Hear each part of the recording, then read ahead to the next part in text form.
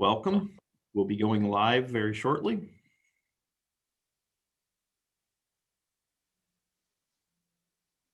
Welcome to Intermunicipal Agreements and Shared Services, starting at 9 o'clock.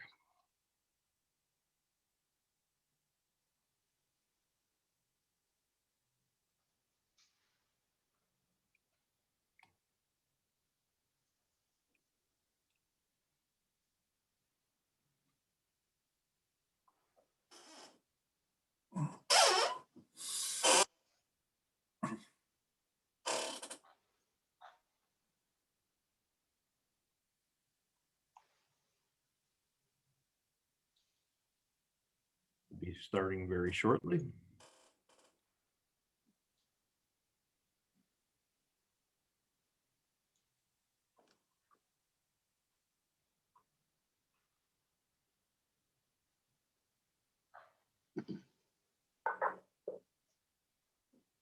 Tim, I forgot to mention, as I allow people to talk, they're going to pop up in the participant window, like you're seeing there. So just FYI. Yep. For all the folks that are joining us, we're going to allow you to turn your microphones on and off today.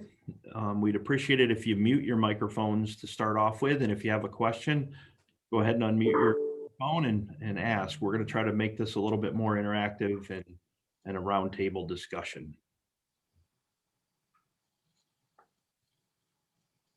All right, we got a few more people joining, and then we'll get started here.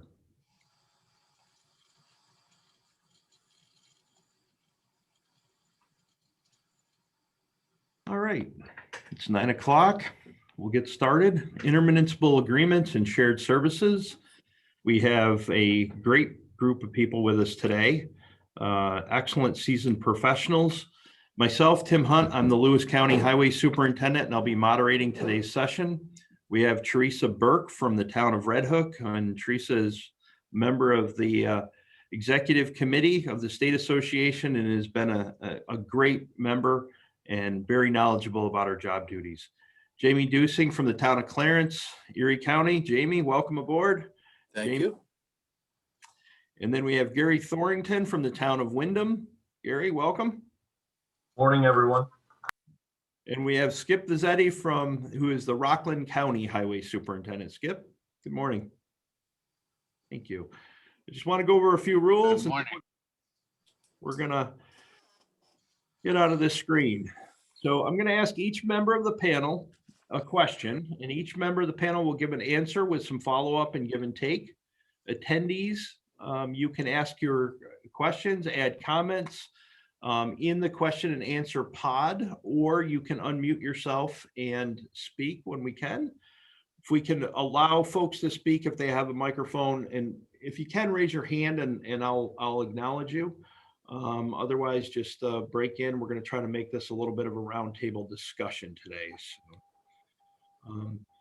So I'm going to stop sharing my screen. And hopefully that'll allow you to see the participants a little bit better. So the first question is, what agreements do you have in writing with other agencies? And I'm going to start with Jamie. Well, we have the agreement that we signed recently with the DOT, or we re-upped it with the DOT, that we had the representative come to our association meetings and made sure those get signed with each individual town in case there's a storm or something where we have to work together. We also have several with individual towns, mostly the ones touching our town. We have those solidified and on paper, and there is one that we have with the county, but I believe that is reaching the end of its term. Okay. Teresa, how about you? Do you have any intermunicipal agreements in writing? Yeah, we have several different types. We have intermunicipal agreements with 4 towns that border our town. We have villages in our town. So we have separate intermunicipal agreements with each village. We have purchased shared equipment through a county program. So we have an intermunicipal agreement for the purchased equipment. And then we have a shared services chipper with one town, and we have an agreement to share that equipment. So some are broad and some are very detailed in what we are sharing as far as the equipment goes. Great. Gary, how about you? So the only one we really have in writing is with state DOT, the one that pretty much all of us are very familiar with. Everything else we do at the town and county level is a handshake. Great. So mostly handshake deals. And we're going to talk a little bit more about that with our next question. Skip, how about you? Do you have any written intermunicipal agreements down there in Rockland County? Yes, excuse me. Yes, we do. The first one that we signed was back in 2002. We entered into intermunicipal agreements with all of our towns. And those town intermunicipal agreements also cover the villages in those towns. That's written right into it. We also have the shared service, the DOT shared service agreement that not only the county has, but each of the towns and villages in the county has that with the DOT. That was sent out directly through our resident engineer here in Rockland.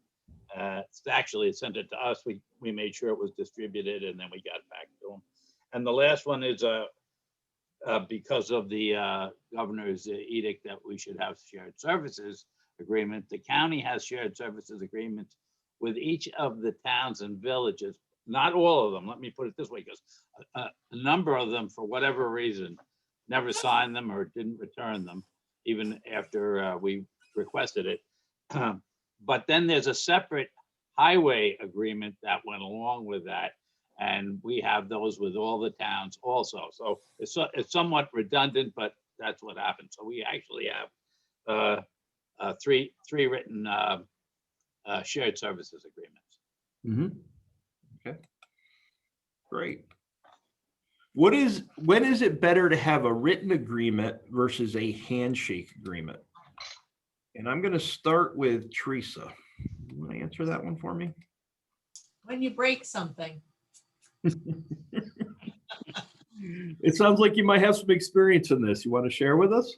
Well, that's, I guess, the next slide. There's another slide in the future, but we did have an experience where we were borrowing a town's boom mower without their operator and working on the village right of way.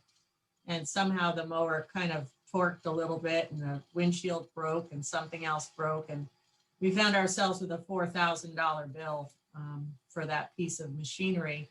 And luckily the town that we borrowed it from was understanding about the issue.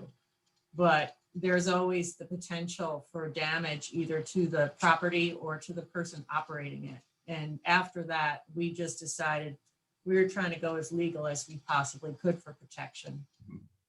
So there's a pretty good example. So your town was borrowing it from another town, but you were working in the village. Is that correct? So you had 3 different municipal entities involved in this?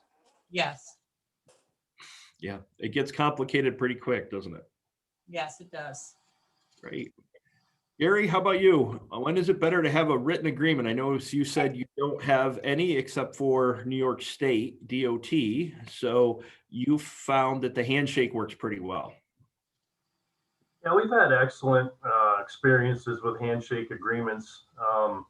You know, one drawback where I could see something in writing would be more valuable would you know, if there's a FEMA event involved, say, you know, federal funding for reimbursement, if you're gonna, you know, if it's my town that gets damaged or whatever, you know, if I'm gonna bill back for any time from any shared services, then it's very important to have that in place.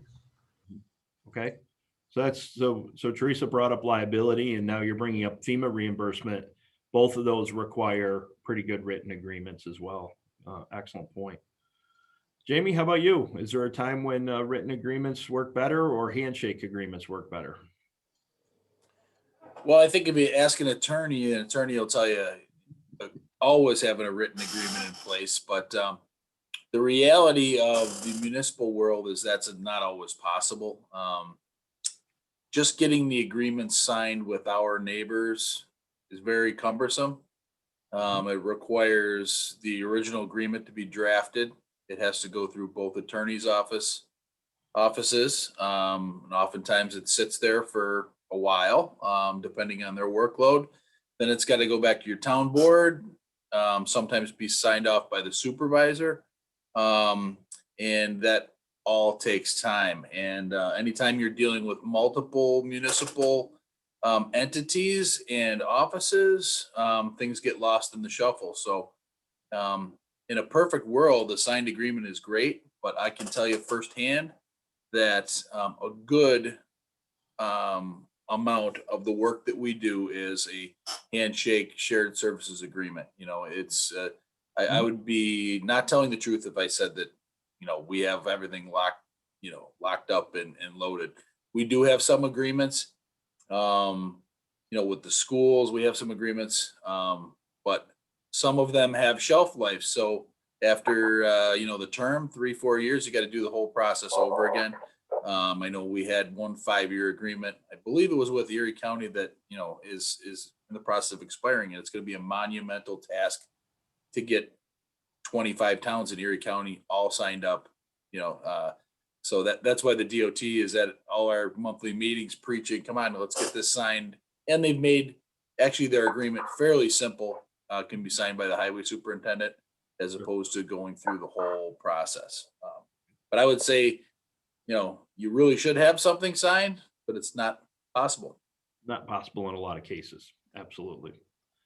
Skip, how about you? How do the written agreements work down in Rockland County? Well, I think Gary brought up the best point so far. As far as my past experience, I started in 1982 as a highway superintendent, and shortly thereafter, I went to Cornell Highway School, the highway school up there at Cornell, and that was one of the things they were stressing, that every municipality should have one to cover you for you know, any damage that you might do or be done to your equipment, and make sure that it is. But in particular, for reimbursement from certain state and federal programs, they require it. If you can't produce it, they're not going to reimburse you for it. So I think that in the long run ends up being the most important factor, especially when we get into things like, for us, it was Hurricane Floyd or Irene or Sandy. They get these massive weather events, and most of the time we're providing the service for the other municipalities, the towns and villages. But we want to make sure that we're covered, and in case something were to happen, damage not only to our equipment, to the municipality equipment, or to private property in that case. So I think it's something that at this point in time, with everyone being so litigious, we're better off having it.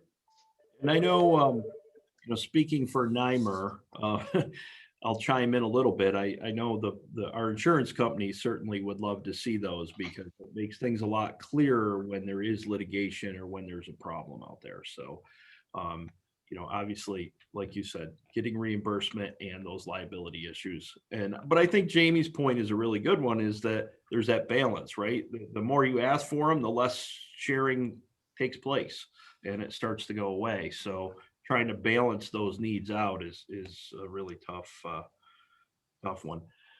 So the next question is, when you guys share equipment, do you include an operator, and why? So I'm going to start with you, Gary. When you share equipment, do you send an operator with it, or do you just send the piece? How does that work? I would say probably 90% of the sharing that we do is strictly trucks.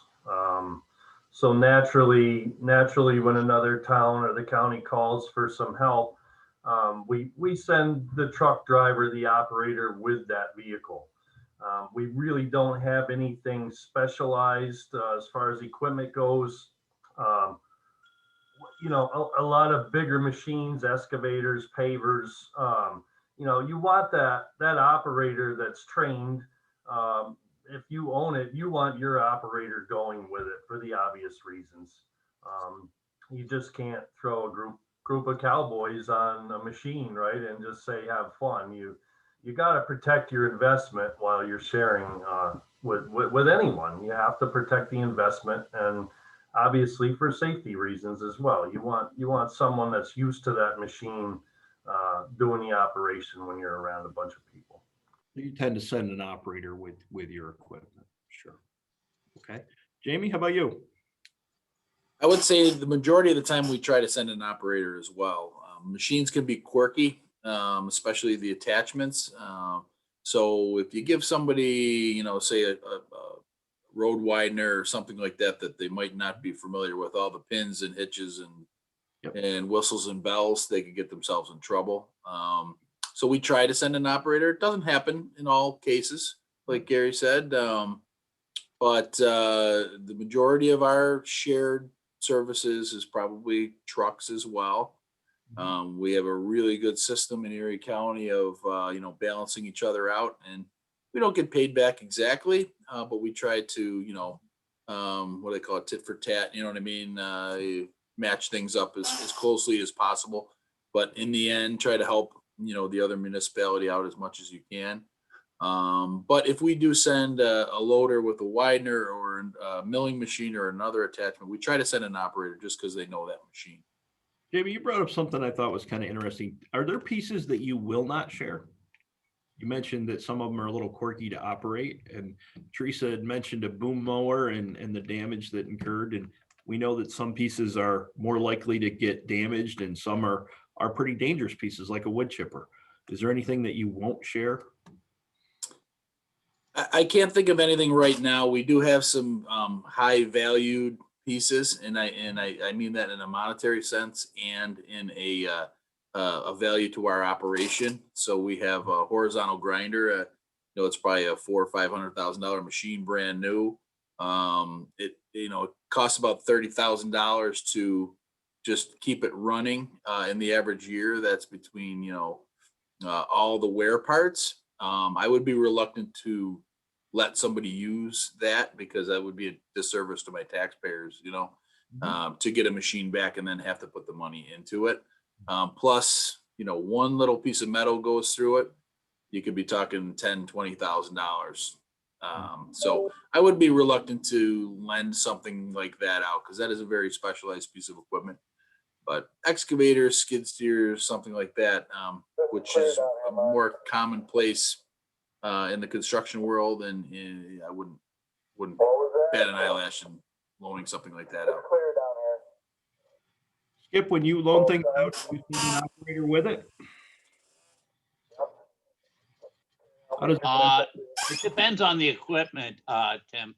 Most times, because we have a lot of specialized equipment that the towns wouldn't need, we do send an operator because we have for things like our large grader, the paver. We have a Menzie muck, which not too many people have. Jet vac, things that needs people who are experienced in operating them. We do send operators, but if it was something like a front end loader or something where we know that the municipality have people who are trained and are used to using them, we don't, or for instance, a large dump truck or something like that, we would be willing to send that without an operator. One thing I want to bring out with that Jamie pointed out with dealing, we're fortunate in Rockland. We only have 5 towns I have to deal with. I know some of these counties got, you know, 20 towns, and that turns into a real problem. I have a lot of experience up in Delaware County with friends up there, and I know they work very well together with, I'm not sure whether they have written or not, but I doubt they have written agreements, but they help each other out wonderfully, and seems to work for them. But as I say, for us down here, with only 5 towns, it's really not a problem. Okay, great. Teresa, how about you? Are there pieces you will or won't send, and do you send an operator? If the town owns the piece of equipment by itself, then we would send or expect an operator to go with it. County had a program a little while back where they were offering pieces of equipment that you could share between towns. So we have a compact excavator that we share currently with 3 other towns. And that will go from town to town without the operator because we all purchased it together. Each town chipped in. We shared services chipper with the town of Milan. We got a used chipper that was a good deal, and they were interested in sharing it with us. So we just send the chipper on its own. But we always have an inspection checklist for each piece of equipment that doesn't have an operator, so that we know what we're getting back when we lend it out and it's returned. Great. Well, I'm going to follow right into this, and we've kind of alluded to it, but who do you share with, and what lessons have you learned the hard way? So in your case, Teresa, you mentioned you have some cooperative purchasing IMAs where you've bought some equipment together. How did you determine which municipalities to go in on with that? Well, there was a shared services panel of any town, towns that were interested in Dutchess County. Mostly in the northern towns. It wouldn't make sense for us to share equipment with a town that was further away. So they just said, here are these opportunities. There's a cap on 4 towns who would be interested. And they pretty much just signed up as each piece of equipment came on. So currently a few towns, not myself, but they also have access to a roller, a paver, a bucket truck, all purchased through the Dutchess County Shared Services Program. So if you're looking for something and you have interest and your town board will back you, you can reach out to a town and say, this would be a good piece of equipment to share. Would you like to go in on it with us? And that has happened, but it just depends on your board support. How about you, Skip? Who do you share with, and what lessons have you learned? Well, we share with, actually, over the years, we shared with all our towns and villages at one time or another. But what we do, we have a paver that we can go in and help out some of, but our main piece of equipment is we have a line striper, and we do all the striping for all the towns and villages. The only proviso in our agreement there is they have to provide the paint and the beads. We said the operator for the truck takes actually 3 men on that truck to operate it. They have to send the traffic safety and the pilot truck along with it. And we do, as I said, we do all the towns and villages with that. So that's saves all the municipalities a ton of money. One of the things I would point out is that this is my policy, and I actually dealing with the county executive and the legislature, something that we had dealt with early on. When we do share equipment under the shared services, whereas the equipment itself, we don't bill them for the equipment at all. There's no, because our view is that all the taxpayers of the county pay for the county equipment. However, as far as the manpower and the operating budget, we do charge for personnel. So if we would send a piece of equipment in, essentially the equipment is free. They usually will, our arrangements, they'll fuel us up or do whatever has to be done that way. But as far as the manpower at the end of the project or whatever, we'll send them a bill for with the hourly rate. So that's how we handle it. Okay, great. Now I'm going to kind of add a component to that, because as we're asking who you share with, all of you mentioned signing an agreement with New York State DOT, and I'm curious if any of you have utilized that and worked with the state DOT. If you want to follow that up. We have on occasion. I know specifically that, for instance, the town of Orangetown, the town of Haverstraw, and a couple of the villages, and the town of Ramapo, use that because they provide snow and ice removal services on a number of the state roads. The state doesn't have the personnel or equipment to clear all its roads during the winter. So all those towns and villages do provide those services. The county, we do not deal directly with the state for it. However, if they were to have a problem, we're always in the position of having that agreement. We can go help them out. And on occasion we do, if they have a truck broken down. I can think of one incident where a fuel truck actually rolled over on a state highway in there and having a big problem. I had to send equipment to help them out because it was on a weekend and they couldn't get anybody to come out. Right. Okay. Gary, you want to follow up? Yeah, so we share with all the townships and villages within our county, the county highway department. Yes, we do have the shared service agreement in place with the state DOT. However, much like Skip said, the manpower, the availability from the state level, I understand the purpose of having the agreement in place.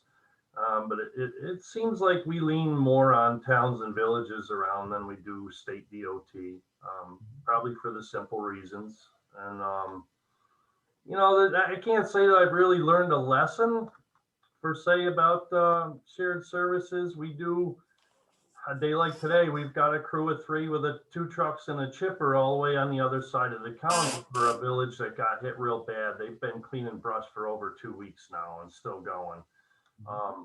So you got to be aware, and it doesn't change my thought process on sharing. You just have to be aware that when you send half your crew the other way, you still have to make sure you've got a little reserve or a couple guys back in town in case something pops up in your own town.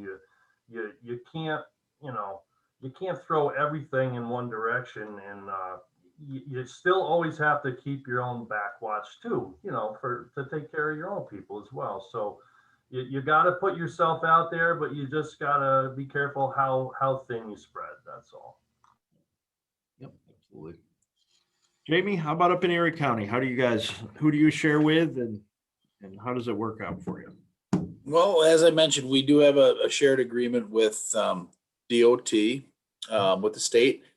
I kind of keep that in place. First of all, because it was requested, and second of all, I picture that being a natural disaster emergency type situation. We have 17 miles of state road that run through our town. So we deal with them a little bit in that fashion, but it's more of a street sign maintenance thing and, some sidewalk stuff, some municipal trees that there have been former agreements for the town to maintain. So really, but on we don't really do much sharing of equipment or trucks or anything like that. But we have a ton of other agreements. Town, we the school system, we try to work closely with our Clarence Central School.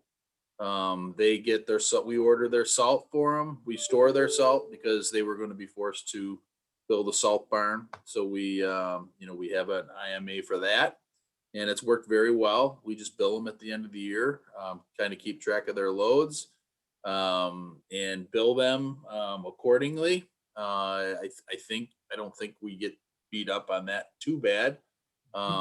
We have an agreement with the town of Lancaster for a dumping site for organic waste, leaves and well, primarily leaves, but brush as well. And we have a lot of different agreements with Erie County, for some bike path stuff we did, some striping and some updates we did to the bike path this year. And we have really agreements all over the place on paper, but like I mentioned in the first segment, they're very hard to keep track of, and they have expiration dates, and you got to keep track of all that. Teresa, it sounded like you had a success story with DOT. The state DOT has a facility within our town, and we're in contact with them. And a couple of years ago, they used our paver with our operator to do a small bit of a road because they don't have a paver at that facility. And then in return, when we paved the end of the road that the facility is on, they sent trucks for blacktop because we were doing the job ourselves. And most recently, I was talking to the engineer. We have an intersection where a culvert pipe runs under a town road on a state intersection. And we've been a little bit short-staffed. And in order to replace that pipe, we're trying to figure out how we're going to do traffic control on the state road. And the engineer offered to be in touch with the state facility, and they said, sure, we can supply traffic control for you when you need it. So we've got a pretty good relationship on the ground, as well as that, disaster agreement in place. Okay. We're happy with it. Excellent, excellent. Well, I just got a really good question in the chat pod. I'm going to read it out loud, and I'm going to give you guys a chance to deal with this one. This is a really good one. Our highway superintendent currently oversees the water and transfer station departments within our town. The town board is going to remove these duties from the highway superintendent's role. However, the majority of the manpower is in the highway department under the guise of the highway superintendent. And the town board is worried that the newly elected person will not share his labor with the other departments. Is there such a way to create an internal municipal agreement that forces the highway department personnel to work with the water transfer station personnel? This is also a union operation. So I'm going to start with our experts here. We've got lots of them. I'm going to start with Skip because I think Skip might have some some knowledge on this one. Oh, this is a beauty. Yeah, there's a lot going on there, isn't there? Yeah, well, if the personnel are coming out of the highway fund, I'm not sure that it would be legal for them to use those people without an agreement and then without reimbursing the fund. This is a legal issue that would have to be probably worked out between the town board and the highway superintendent. I don't think listen, I was a commissioner of public works, so I ran, highway, sewer. We didn't have water, but we have parks and recreation, a number of divisions. So I know that it's not impossible to work things out if you want to. Right. And I think that with a proper approach to the new, if there is a new superintendent, they could probably get it worked out. But hey, listen, the town board subject to the state laws as well as the highway superintendent. So they have to understand that if the funding comes out of there, that's what that fund is intended to be spent on. And if they want to, that probably they'd have to. I think if you look at the law, it says they can assign that those duties, but they have to also give them the manpower and funding to go through with it. So that's where I'll leave it. Okay. Anybody else want to tackle that one? Jamie. I would say no. I mean, it doesn't sound like it also depends on whether the highway superintendent that is having these duties removed is doing it willingly or not. If it's not willing and he's not willing to cooperate or play nice, I think it goes back to what Skip just said. I think that there have been, lawsuits that will dictate that the past practice or however you want to call it, that those employees are the highway superintendent's employees, even though they're they're hired by the town. I believe the superintendent can dictate what happens with those employees. But if he's willing and going to play nice, I guess you could say. Each one of those water, sewer, they're taxable districts, so he can charge accordingly. Charge that off just like we would if we do something for parks or recreation or something over on the general fund side. We just charge accordingly for equipment and personnel. We don't do it in all cases because we try to get along, very well with our other departments within the town. But that's the thing. It sounds like these responsibilities are being removed as opposed to. They just put a follow-up in the chat and said the person's not running again. he's retiring and we're getting prepared for the next person. So it doesn't sound like there's going to be any animosity. But I agree with you, Jamie. I get worried about the compel or make the highway superintendent because they're an elected official and it's pretty hard to make them do anything outside of legally what's required under their law.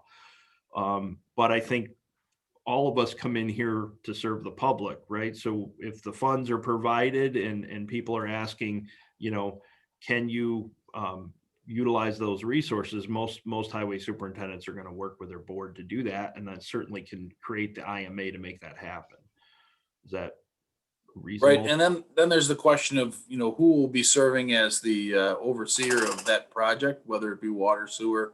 Is that going to be done by an outside consultant? Is that going to be done by a different department head, or are they going to make a foreman? I mean, there's so many different aspects to that,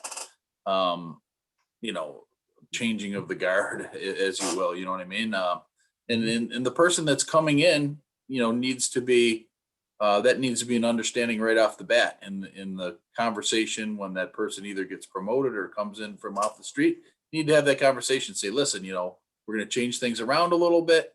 In the past, the superintendent's gotten a stipend for this, that, or, whatever added responsibilities in addition to the highway superintendent's responsibilities. So I think, if you start out with a good conversation and they realize that, what the expectations are from them on the highway side and from them to, share the employees, maybe you'll start on a good note. And I think you got to get the employees involved too, because from what I read there, it's a union environment, and depending on how the civil service job description is classified, I had that situation previously where we had HEOs and we were asking them to do water operations, and it was not in their job description. They chose to do it, but they didn't have to, and it could have become a union issue if they chose to. So there's a lot going on there, and I think working with the attorney, but I think you guys are right. There is a path to do that cooperatively, but it's a tricky one. So, okay, another question in the chat pod. Good shared services discussion and insights. Any agreements or insights on issues for joint capital construction projects? For example, one contract for replacing culverts in multiple jurisdictions, or bundling pavement projects with neighbors for improved efficiencies, cost savings. Any with the state DOT. I know here in Lewis County, we have a couple towns who the border is actually right down the center line of the road. So half the road's owned by one town, half the road's owned by another town. Teresa, I saw you raise your hand. So you've got an example of that? So we have a shared services agreement with the town of Milan, and we also have roads that run into Milan. And we did an in-house paving project. And as part of that, we asked Milan if they would like us to pave their section of road, and gave them a price of a ton in place. And they also provided trucks for that same project. So they didn't have to go out and do it themselves. We just bundled it together with our project. And we've had offers from other surrounding towns to do the same thing. As long as there's a simple agreement in writing between the highway superintendents that's brought to the board, it's pretty easy to do. And we find it to be very cost effective. If we have over a mile and they have a quarter or eighth of a mile and the road is in the same condition, we see that as something that we can do. Great. Jamie, how about you? Any examples of that? A shared capital project? Teresa nailed it.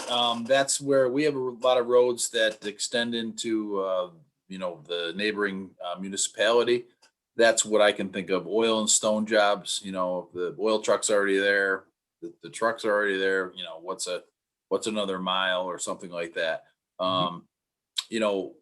And this goes back to what I was talking about with the agreements. These agreements can be very cumbersome. So dealing with some of the bigger entities, the state, I would think that, they have their own engineers and their own planning departments and their own, very rarely will you see probably something like that happen, unless it, is part of a bigger much larger capital project where, street lighting, and they actually, they bring the municipality into the planning process, which they've done, on our Route 5 Main Street, larger capital projects, but nothing, I haven't seen anything where all of a sudden we just get together midstream and plan a project. Great. Yeah. Go ahead, Gary. So Teresa and Jamie's examples are probably the one that would fit our town the most as well. Right, neighboring town paving the same road.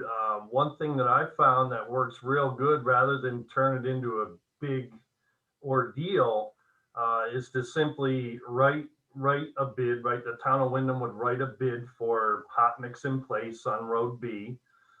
And then the neighboring town, you would just write a clause within the bid that states that the other township may piggyback off from that bid. Simplifies the whole process. Any vendor that I've ever seen is really, really good, right? The paving crew is very good about keeping track of tonnage or gallons or whatever it is your project you're doing. They literally can draw a line right on the road where one town goes to another, and then just start another tab, basically. So it's something to keep the process simple, rather than sitting down at an engineered table for months on end. It's just really the only example I have here. Well, Gary, that was great, because there was a question in the question and answer pod. Can piggybacking be touched upon, please, as it relates to municipal operations and or contracts?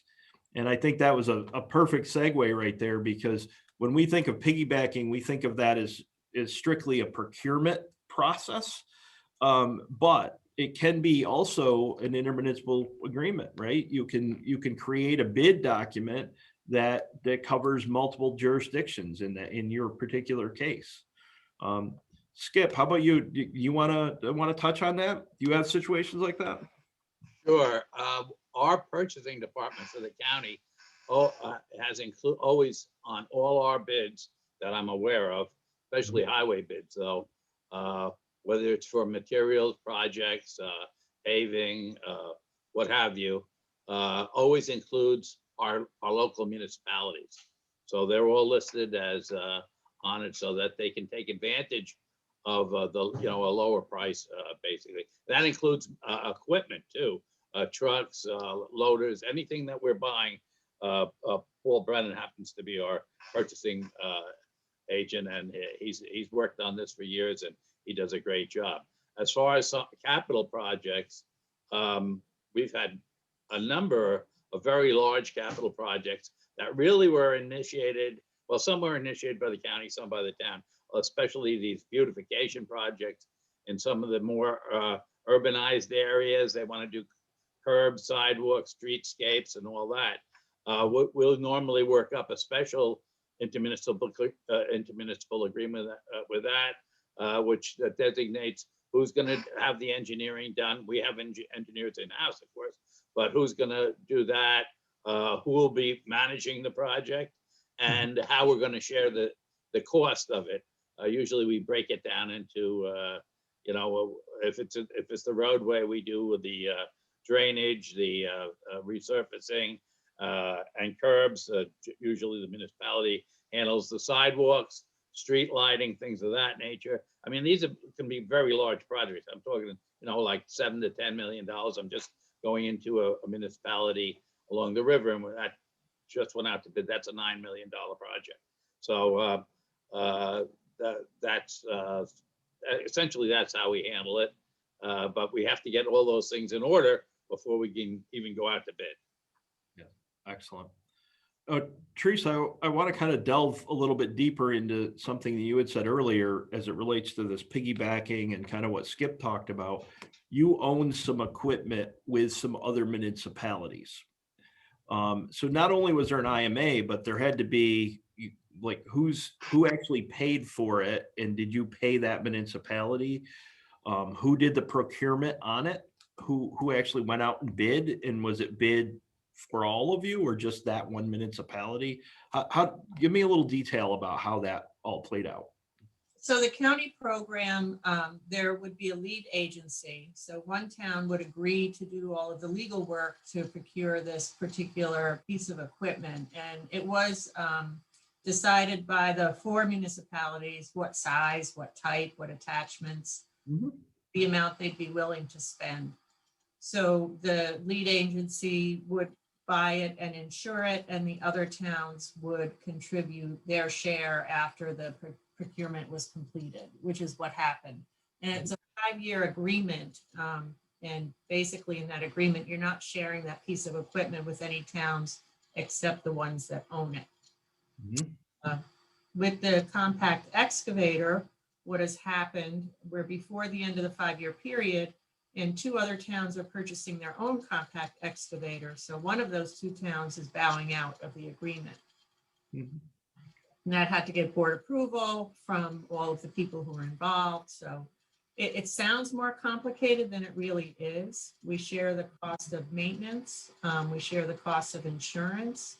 And if you have it and you cause damage to the machine, then your municipality would take care of that damage. If you have it and the machine just breaks because of some worn part or something that was not your fault, then it would be a shared cost among all 4 municipalities or whoever owns it. That's the complicated one. The simple one is the chipper with miling. We just share it back and forth, and basically the same type of thing, but we've never had any issues so far with repairs. Great. So it sounds like a lot of good detail there about how you lay that out and organize it to work well. So excellent. Thank you. So the next question I have for you, for everyone is, what is your greatest success story regarding agreements and shared services? Can each of you share one example where it really benefited the community, your taxpayers, and worked out very well for everyone? So I'm going to start again at the top with Jamie. Well, you know, from a overall expense of money, it may not be the greatest, but I'm particularly keen on the agreement that I explained with our school district, where, you know, they were from a few different DC type sources, they were going to be forced to build a building.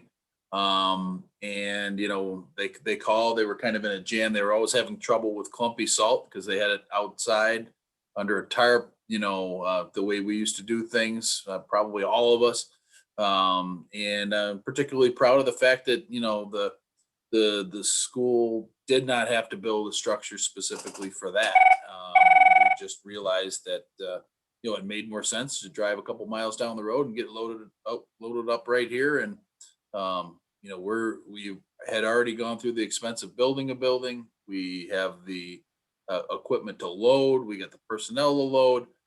It just made sense. And then, you know, for everybody. And I'm including myself in that because I am a taxpayer, you know, in the town of Clarence. The school district budget is 4 times ours, but at the end of the day, it saved the taxpayers money, and that's all we're supposed to be here doing. So I'm particularly proud of that. Great. Excellent. Skip, do you have a success story you'd like to share with us? Well, I guess we have a couple. I would say that the results from how we recovered from a couple of those large hurricanes we got, Irene and Sandy, and the way the towns, villages, and the county worked together, along with our utility partners, and how we recovered from that. We probably wouldn't have happened in anywhere near the time that we recovered in if we hadn't been working together and helping one another out. Our line striper, of course, I think saves, they calculated at $2 million actually for over the course of a year, because we do everyone's line striping, and it's probably, you couldn't do it any cheaper than we do it. And that's one item. And the last one is through the how could I put, lobbying efforts of our town superintendents and village superintendents. We're in the process of building a brand new a county highway facility here in Rockland. We're about a quarter of the way through. And one of the features that well, actually two major features we put in.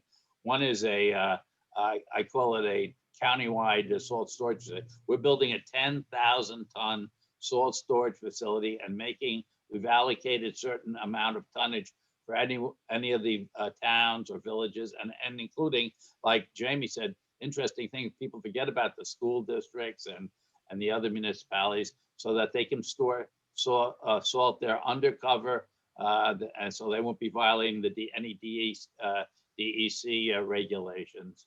That's one thing, and we're also we'll be installing a municipal truck and large vehicle wash, which we can't do. We don't have anything in our village, in our county, that can handle any of our big equipment.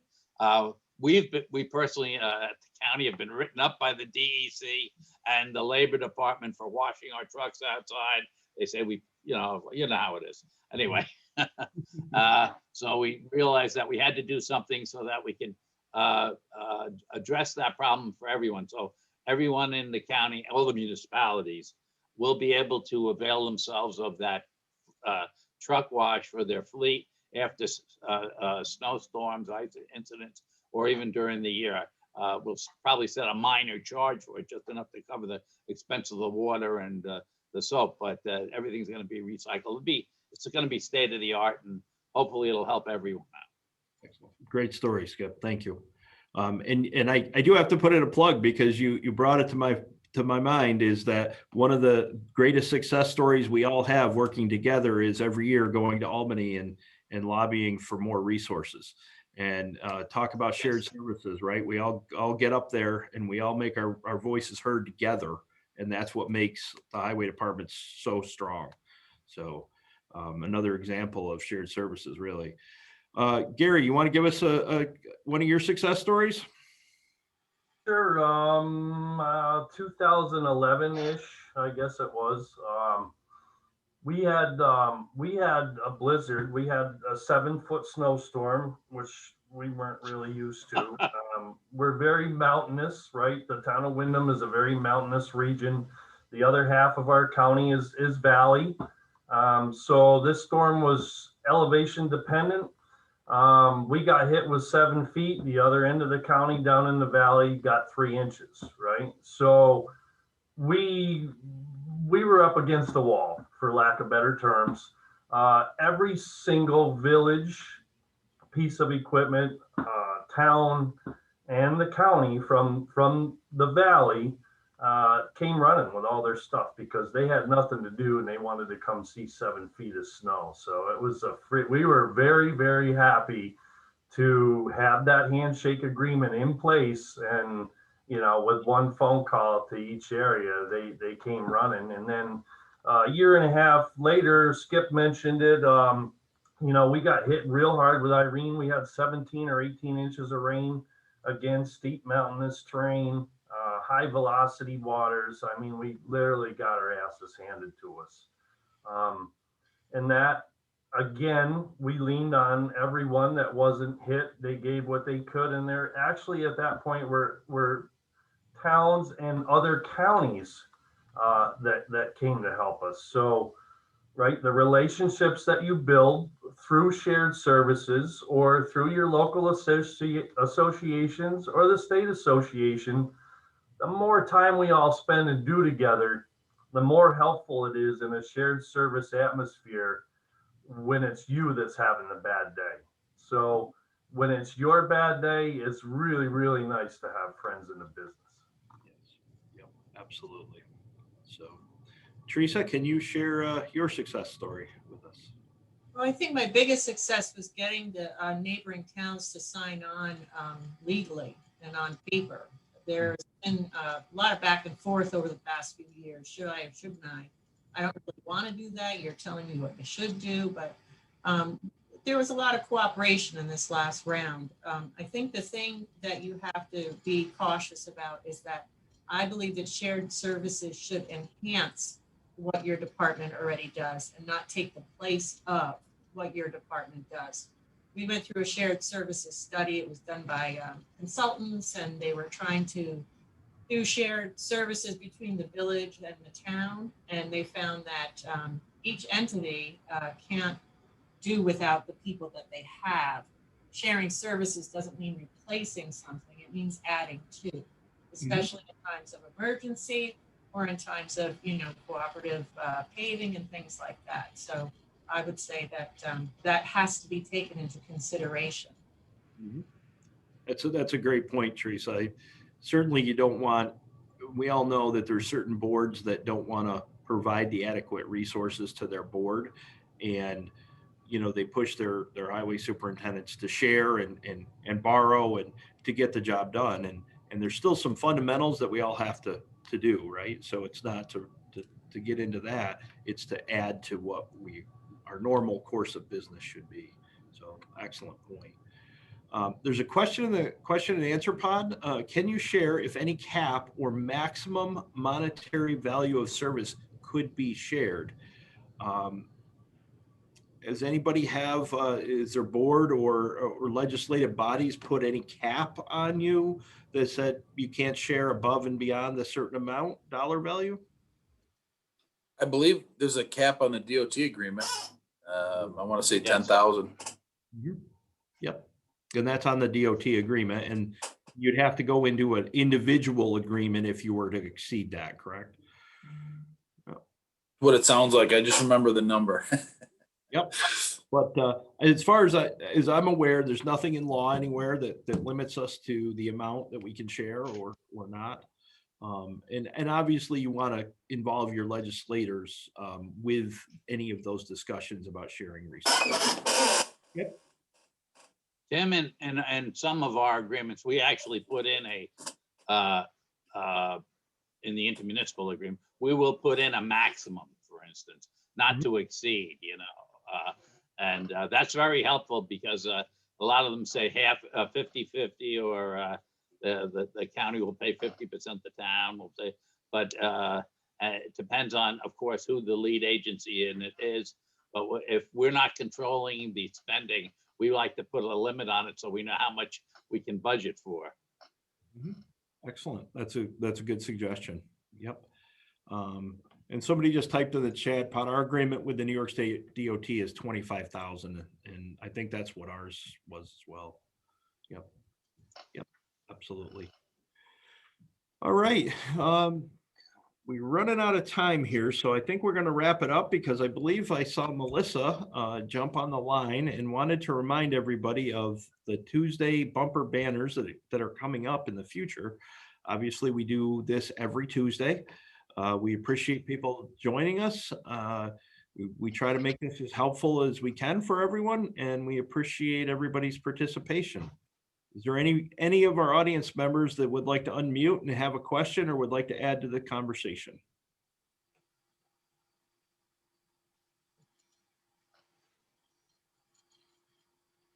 Don't see anyone unmuting. Okay. Well, thank you guys all very much. I appreciate it. And we'll see you again shortly. Have a nice summer. Great. Thank you. Bye. Take care.